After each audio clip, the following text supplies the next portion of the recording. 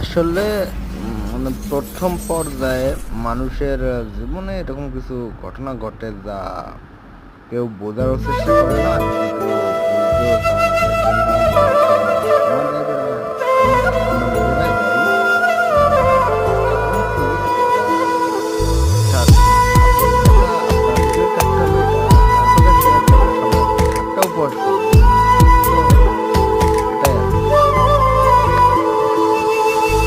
থাকতে আমার চায় না রে মন তোরে ছাড়া, এই ত্রিভুবন ঘুমটাকেও আর ভাঙায় না রে, গভীর রাতে দেয় না রে ফোন।